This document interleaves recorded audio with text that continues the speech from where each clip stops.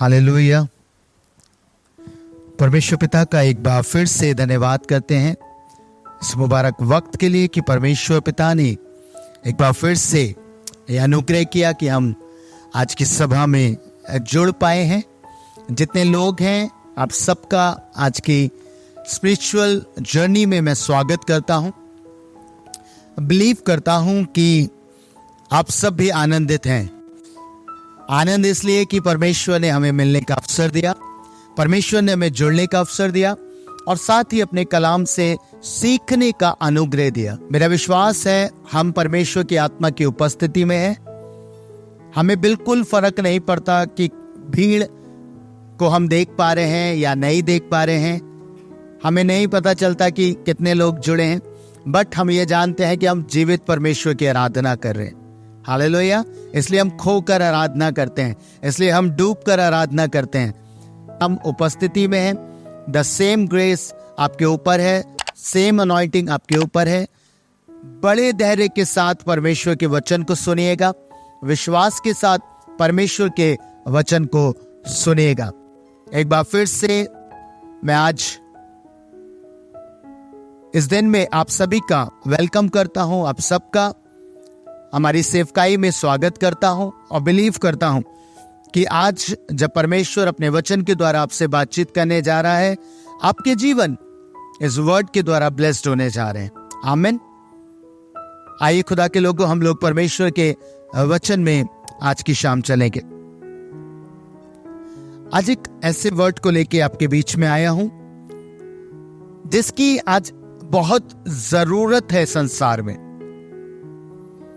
परमेश्वर की आत्मा ने मुझसे इस विषय पे बात करी क्योंकि मैं इन दिनों बहुत सारी ऐसी चीजें संसार में देख रहा हूं कि भाई भाई का विरोधी हो गया है ना। एक सेवक दूसरे सेवक का विरोधी हो गया।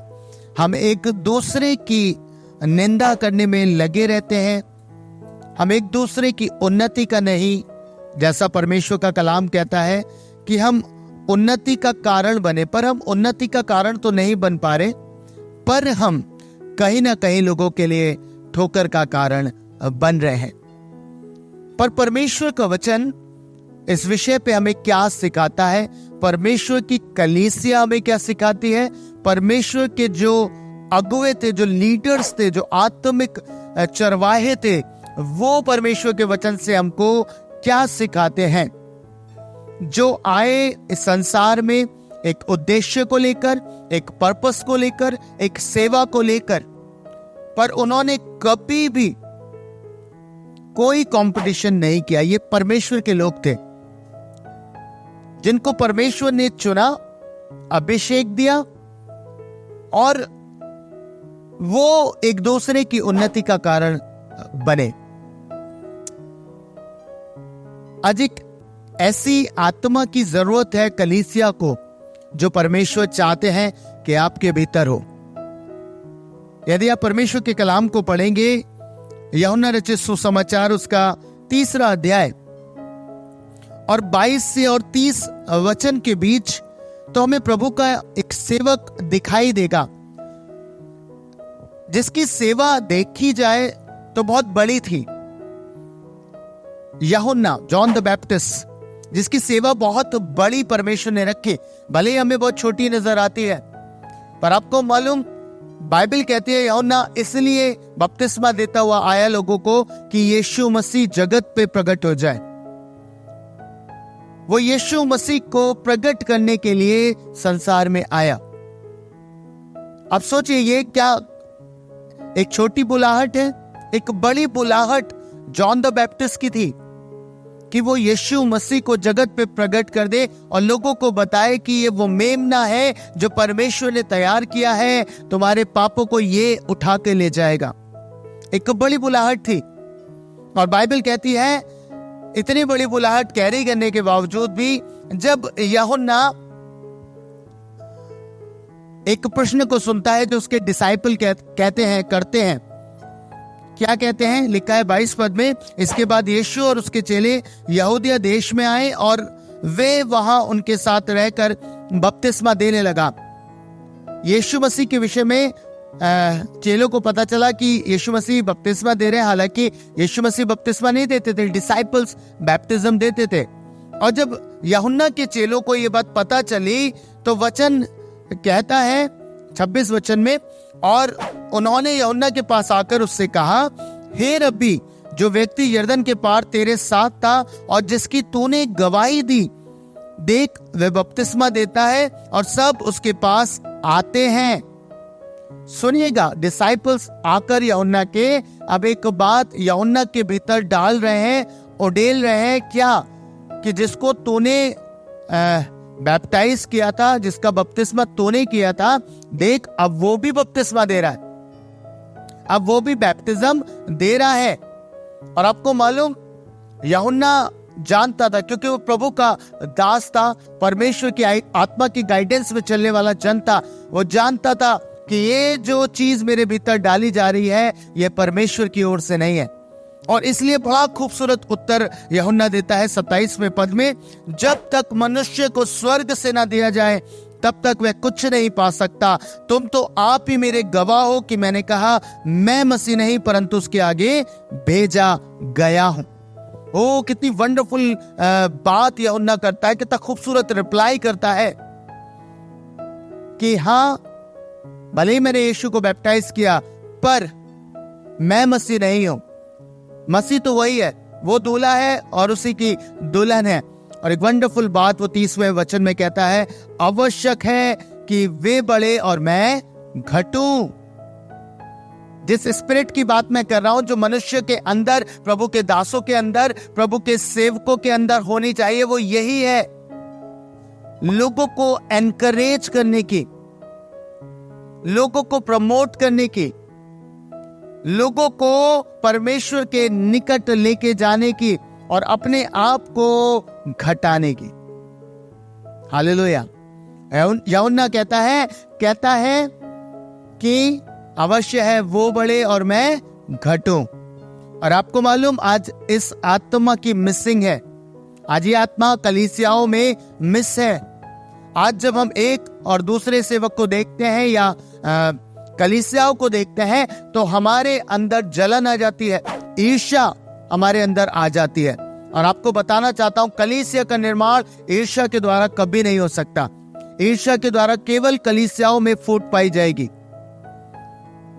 जो मसीह की देह है वो उन्नति नहीं कर सकती। मसीह की देह उन्नति केवल प्रेम से कर सकती है। हालेलुया।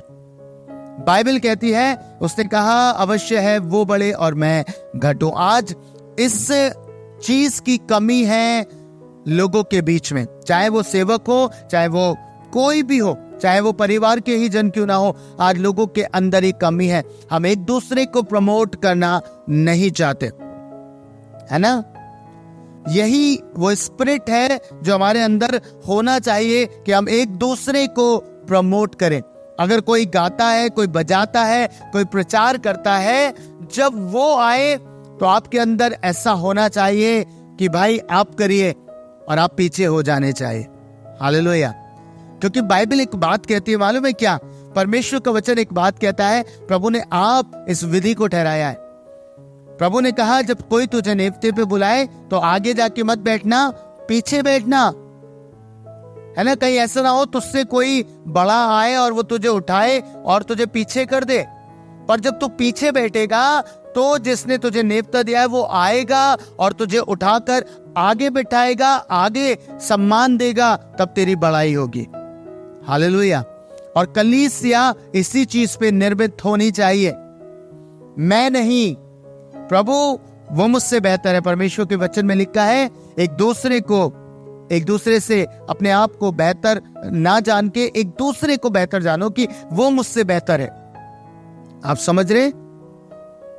जैसा यूहन्ना ने कहा, अवश्य है कि वे बढ़े और मैं घटूं। उसने अपने आप को साइड किया और यीशु को आगे कर दिया। हालेलुया। आज ये होना चाहिए कलीसियाओं के भीतर। पर हम लोग आज एक ऐसी आत्मा से ग्रसित हो गए हैं जिसे जलन की आत्मा कहते हैं, जिसे ईर्ष्या की आत्मा कहते हैं। और आपको मालूम, शैतान ने इसकी शुरुआत करी, कहां पे करी? जब केन और हाबिल की भेंट का विवरण हम पाते हैं। जैसे ही केन अस्वीकार योग्य ठहरा, बाइबल कहती है कि उसने अपने भाई हाबिल की हत्या कर दी।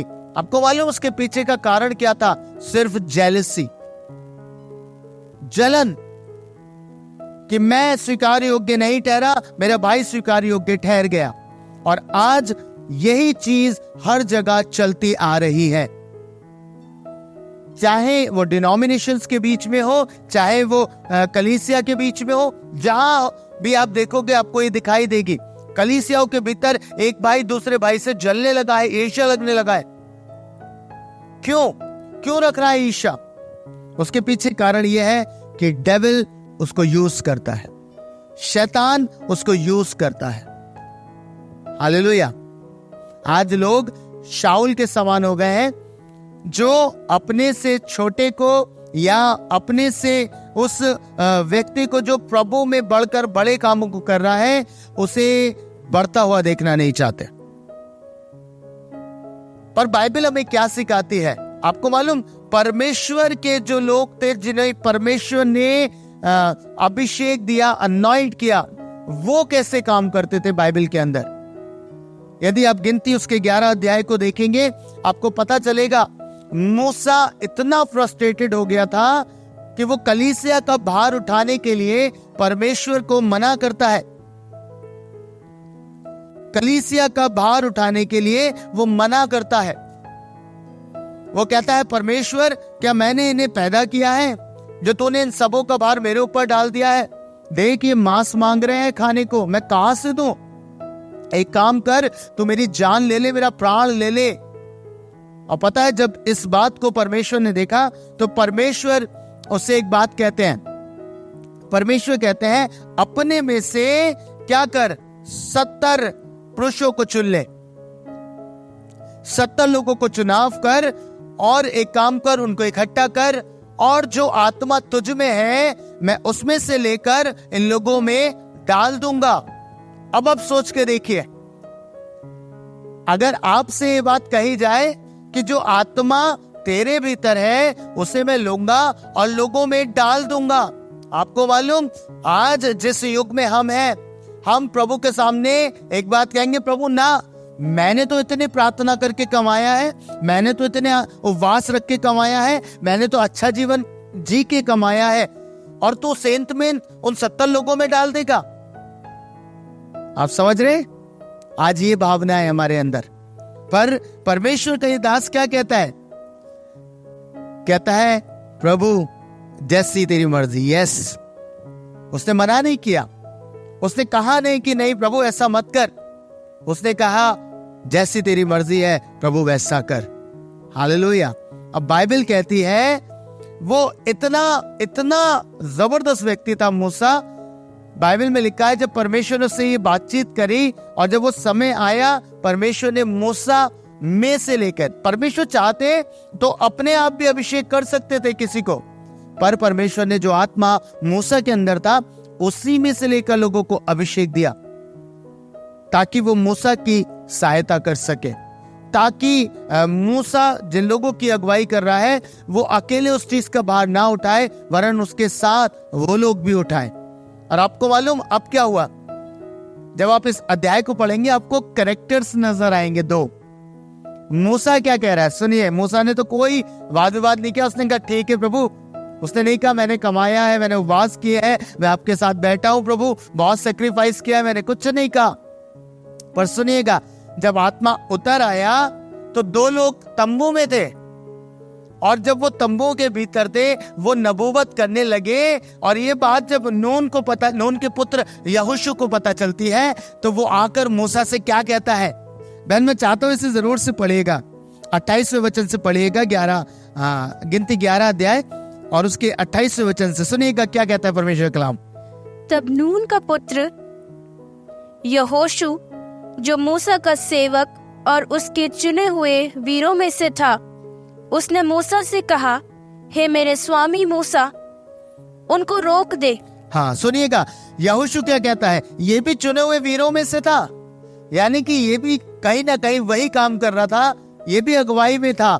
ये भी मूसा के साथ चलने वाला जन था, पर देखिएगा क्या डिफरेंस है। परमेश्वर का वचन कहता है उसने मूसा से कहा, हे मेरे स्वामी मूसा, उनको रोक दे। पता है यहोशू को प्रॉब्लम होने लगी, यहोशू को तकलीफ हुई। अरे ये तो आए नहीं थे, ये तो थे नहीं, पर पता है उनके नाम लिखे गए थे। और परमेश्वर के सामने जब नाम लिख दिए गए तो परमेश्वर का आत्मा तो उड़ेला जाएगा ही जाएगा। और ये तंबू में रह गए थे, ये पहुंच नहीं पाए थे उस स्थान पर तंबू में ही परमेश्वर का आत्मा उतर आया और वो नबूवत करने लगे। अब इस बात ने यहोशू को बहुत दर्द दिया। सोच के देखिए वो मूसा से कैसे आके कह रहा होगा, इन्हें रोक दे, ये क्यों कर रहे हैं नबूवत। और आज कलीसियाओं का हाल, आज हम पासवानों का भी हाल, आज लोगों का भी हाल यही हो रखा है। हम एक दूसरे की उन्नति से जलते हैं, हम एक दूसरे से जेलसी रखते हैं, जबकि परमेश्वर के वचन का सिद्धांत यह है कि हम एक दूसरे की उन्नति का कारण बने। हम एक दूसरे से जलते हैं, हमें ईर्ष्या होने लगती है जैसे यहोशू को होने लगी। वो क्यों करे नबूवत? परमेश्वर आपने हमें चुना है, हम ही को आपने नियुक्त किया है। ठीक है वो 2 चुनाव में थे पर वो तो नहीं आए। आज कहते हैं ना हम लोग, कहते हैं ना, अरे देखो भैया, देखो पास्टर जी कि ऐसे ऐसे हैं, वो लोग तो आते नहीं है, समय नहीं देते, ये है। अरे जिसको खुदा ने चुन लिया है वो परमेश्वर का काम है, उसे कैसे निकालेगा, उसे कैसे उपयोग करेगा। हालेलुया। समझ रहे ना, कई बार बहुत परेशानी होती है कि अरे वो देखो अभी से बढ़ गया। आपको मालूम है एक बार यीशु मसीह ने एक पैराबल डिफाइन किया। यीशु मसीह ने कहा कोई निकला और उसने मजदूरों को ढूंढा और बहुत सारे मजदूर आ गए। कोई सुबह ही सुबह आ गए, कोई दोपहर में आए और कोई शाम को आए। अब जो शाम को आए थे, जो सुबह आए थे, उन्हें लगा हम तो सुबह से काम कर रहे हैं, हमें ज्यादा पैसे मिलेंगे, है ना। पर बाइबल कहती है जिसने उन्हें रखा था मजदूरी पे, वो आके सबको एक समान देता है।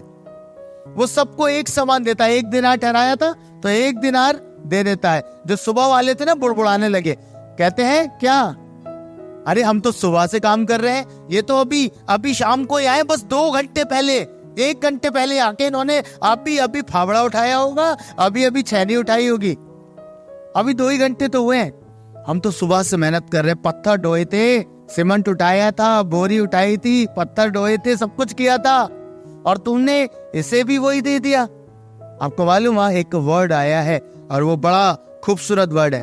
बोले मेरा पैसा जैसा चाहूं वैसा करूं, क्या मैंने तेरे से ये नहीं ठहराया था? अभी तो मेरा दिल है, जैसा तुझे दूं वैसा उससे भी दूं। हालेलुया।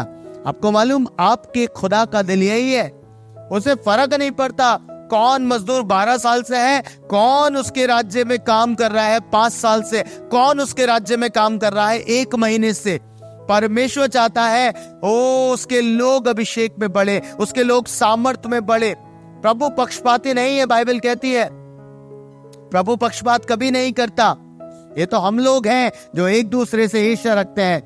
यहोशू कहने लगा उन्हें रोक दे। आपको मालूम मूसा ने वंडरफुल आंसर उसको दिया। 29वां वचन पढ़िएगा, क्या लिखा है 29 वचन में, क्या कहता है मूसा? मूसा ने उससे कहा, हाँ, क्या तू मेरे कारण जलता है? हाँ, भला होता कि यहोवा की सारी प्रजा के लोग नबी होते। हालेलुया। मूसा क्या कह रहा है? अरे तू मेरे कारण क्यों जलता है? अरे भला होता यहोवा की सारी प्रजा के लोग नबी होते। ओ कितना अमेजिंग मैन ऑफ गॉड है, कितना सामर्थी परमेश्वर का दास है। उसे फर्क नहीं पड़ रहा है, उसे कोई चिंता नहीं है। अरे जैसे मैं सेवक हूँ वैसे वो भी सेवक है। परमेश्वर की इच्छा है जिसको चाहे खड़ा कर दे, जिसको चाहे इस्तेमाल करे, मुझे कोई फर्क नहीं पड़ता। वो कहता है मुझे तो ये भाएगा कि परमेश्वर के सारी प्रजा के लोग नबी हो जाएं। हालेलुया। और आगे क्या लिखा बहन? और यहोवा अपना आत्मा उन सबों में संवा देता। और यहोवा अपना आत्मा सबों में संवा देता। आज ये आत्मा कलीसिया के भीतर से मिस हो चुकी है, आज ये कहीं कहीं खो चुकी है। आज लोग नहीं चाहते एक दूसरे की उन्नति हो। मूसा कह रहा है, अरे यहोवा अपने आत्मा से पूरी पूरी प्रजा को भर दे, यहोवा का आत्मा सब पे ठहर जाए, मुझे कोई फर्क नहीं पड़ता। हमें तो ये लगता है उसने गाने का तोड़ा पा लिया, उसने बजाने का तोड़ा पा लिया, दूसरा वाला व्यक्ति उसे पूरी रीति से बजाना नहीं सिखाएगा, गाना नहीं सिखाएगा। क्यों? क्योंकि उसे लगा है एक दिन के बाद ये मेरा स्थान ले लेगा। हालेलुया। आपको मालूम शाऊल किस बात की चिंता में लग गया था? जब परमेश्वर ने दाऊद को ठहराया, शाऊल एक ही बात की चिंता में लग गया था कि अरे मेरा सिंहासन चला जाएगा। पर अगर शाऊल सोचता ना, अरे प्रभु ने जिसको नियुक्त किया है, और खुद ब खुद उसे गद्दी पे बैठा था, अब सोचो कितना बड़ा उसका नाम हो जाता। पर वो उस सड़ाहट में चला गया, वो सड़ाहट में चला गया और अपनी गद्दी छोड़नी नहीं चाहिए। आज जो बहुत सारे बड़े बड़े लोग बैठ गए ना गद्दियों पे, सुनेगा, आज जब वो नए लोगों को देखते हैं, जवानों को स्पेशली देखते हैं, तो उनके अंदर ये ईर्ष्या का आत्मा प्रवेश करता है। वाला आत्मा नहीं है जो मूसा के अंदर था, उनके अंदर ईर्ष्या का आत्मा आता है। और वो क्या कहते हैं, वो उन्हें लगता है अभी ये हमें टक्कर देगा, अभी ये हमको चुनौती दे देगा, अब लोग इसको फॉलो करेंगे। अरे क्या फर्क पड़ता है? बाइबल कहती है, परमेश्वर ने कहा खुदा से विनती करो कि वो मजदूरों को भेज दे, खुदा से प्रार्थना करो कि वो अपने राज्य के लिए, लोगों को बचाने के लिए मजदूरों को भेजे। खेत पके खड़े हैं, तुम कितना काम कर लोगे? सोच के देखो, आप कितना काम कर लोगे? सोचो, परमेश्वर से जब मूसा ने प्रार्थना करी, परमेश्वर जानते थे मूसा का भार डिस्ट्रीब्यूट कर दो, अब वो भी मूसा के साथ भार उठाएंगे। अब क्या होगा? जो एक व्यक्ति 1000 लोगों में काम कर सकता है, अब सोच के देखो 70 लोग कितने लोगों में काम करेंगे? 70,000। अगर इस मनसा से आज कलीसिया काम करना आरंभ कर दे, लोग काम करना आरंभ कर दे, पासवान लोग काम करना आरंभ कर दे, आपको मालूम है परमेश्वर का राज्य बढ़ जाएगा। हालेलुया। एकदम से फ्लरिश होगा। सब एक प्लेटफॉर्म पे बैठे हो, सब एक साथ बैठकर खुदा की इबादत करें, क्योंकि पूरा परमेश्वर के नियम यही सिखाते हैं। हालेलुया। आप देखिए नए नियम में जब आप जाएंगे, डिसाइपल्स क्या करते थे? डिसाइपल्स तो खुद हाथ रखते थे और बताते थे कि जाओ, तुम्हारी सेवा का भाग ये है, जाओ सेवा करो। पौलुस लोगों को तैयार करता, उन्हें भेजता था काम करने के लिए, जाओ तुम ये वाला क्षेत्र लो, तुम ये वाला क्षेत्र लो। परमेश्वर के लोग ऐसे काम करते थे। हालेलुया। समझ रहे ना?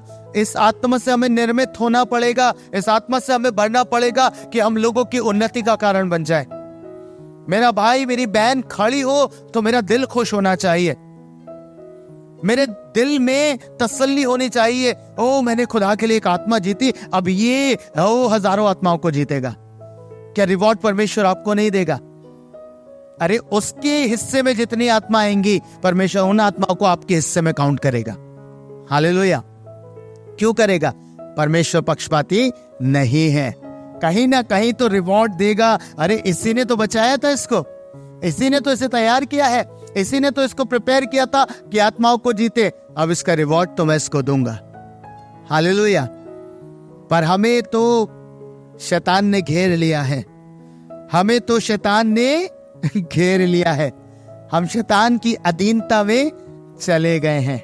हालेलुया।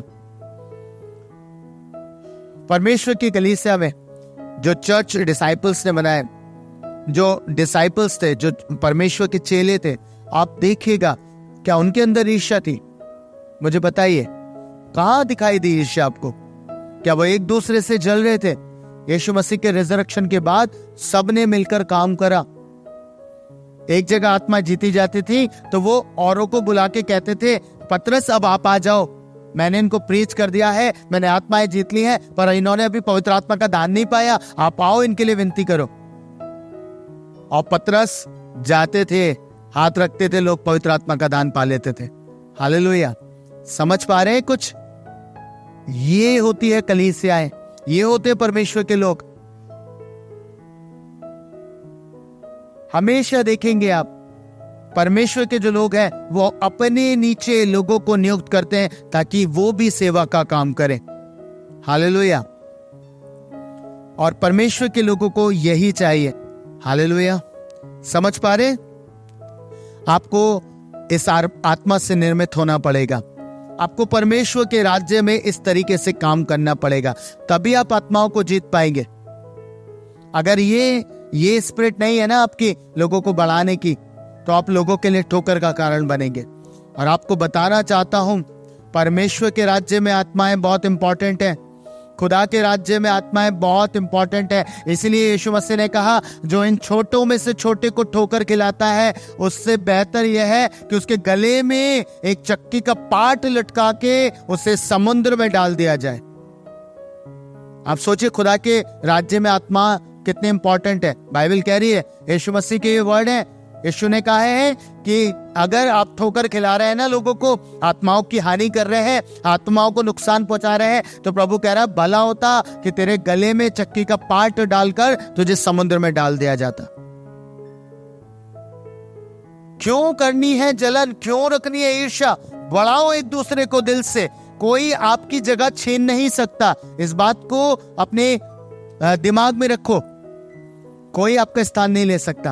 आपका जो काम है आपको परमेश्वर ने दिया है, कौन छीन सकता है?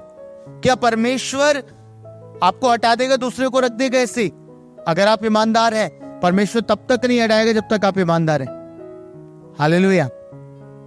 मुझे बताइए, दाऊद को परमेश्वर ने अगर प्रॉमिस दिया था कि मैं तुझे राजा बनाऊंगा, तो क्या वो राजा नहीं बना? चाहे कितनी भी तकलीफ आई, कितनी भी परेशानी आई, परमेश्वर ने उसको राज्य दिया। तो परमेश्वर क्या आपको बना के नहीं रख सकता? अगर उसने प्रॉमिस दिया, आपकी बुलाहट यही है कि आप ऐसे आराधक बनोगे, आप ऐसे प्रीचर बनोगे, एज अ इवेंजलिस्ट बनोगे, पास्टर। अगर आपकी वो बुलाहट है, तो आपकी बुलाहट में खुदा आपको बना के रखेगा। कोई आपका स्थान नहीं ले सकता। क्या इन 70 लोगों ने मूसा का स्थान ले लिया? अरे मूसा जैसा परमेश्वर की दृष्टि में था जिंदगी वैसे ही था। कोई किसी का स्थान कभी भी नहीं ले पाएगा। याद रखिएगा, आपका जो स्तर परमेश्वर ने रखा है, आप उसे पाओगे ही पाओगे। चाहे 50 लोग खड़े हो, चाहे हजारों लोग खड़े हो, जो खुदा ने आपके लिए रखा है उसे कोई ले नहीं पाएगा। हालेलुया। समझ पा रहे ना? इस चीज से अपने आप को मोटिवेटेड रखो, इस चीज से, इस स्पिरिट में आप बने रहो। कह रहे परमेश्वर ने रखा है, मैं तो बढ़ाऊंगा ईमानदारी से। आप जितना दूसरे का हाथ खींच के ऊपर लेके जाते हैं, याद रखिएगा आप एक सीढ़ी ऊपर चढ़ते हैं। अगर आप हाथ बढ़ा के किसी को लेके जा रहे हैं ना, तो आप एक सीढ़ी ऊपर जाएंगे। वो नीचे होगा, आप एक ऊपर होंगे। याद रखिएगा इस बात को। परमेश्वर आपको बढ़ाएगा। क्यों करनी है जेलसी, है ना? आपको लगे वो भाई मेरे से बेहतर गा रहा है या बहन मेरे से बेहतर प्रमोट करो उसे, करो उसको, आगे रखो। अगर उसके अंदर कमियां होंगी, गलतियां होंगी, परमेश्वर उसको खुद ब खुद पीछे कर देगा और आप वापस वहीं आ जाएंगे। हालेलुया। इस पैराबल को याद रखिएगा, पीछे रहिए तो फ्रंट में आओगे, और जो फ्रंट में रहेगा पीछे चला जाएगा। हालेलुया। अपने आप को यूहन्ना के समान दीनता में रखो, मैं घटूं वो बढ़े। ये स्पिरिट अगर आपके भीतर काम कर रही है, आपको बढ़ने से कोई नहीं रोक सकता। हालेलुया। कोई भी नहीं रोक पाएगा आपको बढ़ने से। परमेश्वर ने जिस उद्देश्य से आपको भेजा, आपको रचा, आप उस उद्देश्य को प्रभु में पूरा कर पाएंगे। याद रखिएगा कलीसिया, आप सबको बोलना चाहता हूं, अपने चर्चेस में ईमानदारी से काम करते रहिए। अपनी जगहों पे काम ईमानदारी से करिए। जहां भी जुड़ते हैं ईमानदारी से बने रहिए।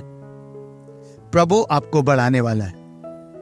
कभी जलन मत लेके आइएगा, है ना? अपने अंदर, ना परिवार के बीच में, ना कलीसियाओं में, कभी जलन मत लेके आइए। आज परिवारों में ही जलन है एक दूसरे से, है ना? देवरानी ऐसी, जेठानी ऐसी, सास ऐसी, बहू ऐसी। किस बात की जलन है? प्रमोट करो उसे, बढ़ाओ, एनकरेज करो।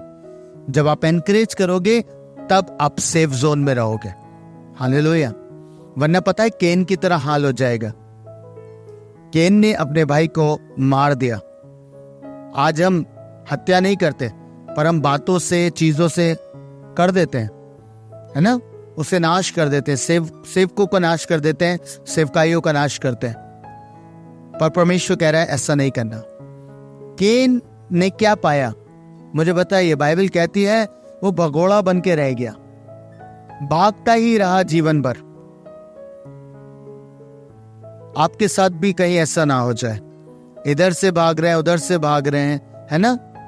ईर्ष्या से बाहर आइए, प्रेम में अपनी चीजों को स्टैब्लिश कीजिए। मैं बिलीव करता हूं आज के वर्ड ने आप सबों को बरकत दी है। आइए मैं और अब दुआ करें, और मैं चाहता हूं कि आप इस परमेश्वर से इस आत्मा को मांगे जो लोगों को एनकरेज करने की है, जो लोगों को बढ़ाने की है। मूसा के शब्दों पे ध्यान दीजिए, जो उसने बोला कि मैं तो चाहता हूं संसार का हर व्यक्ति नबी हो जाए, परमेश्वर की कलीसिया नबूवत करे, परमेश्वर सबको अपनी आत्मा से भर दे। मैं ही क्यों उसका स्वाद अकेला चखूं, सारे लोग उस स्वाद को चखे जो परमेश्वर की हुजूरी का है, जो उसके आत्मा का, प्रत्येक व्यक्ति उस स्वाद को चखे। आइए मैं और आप प्रार्थना करें आज इस बात के लिए।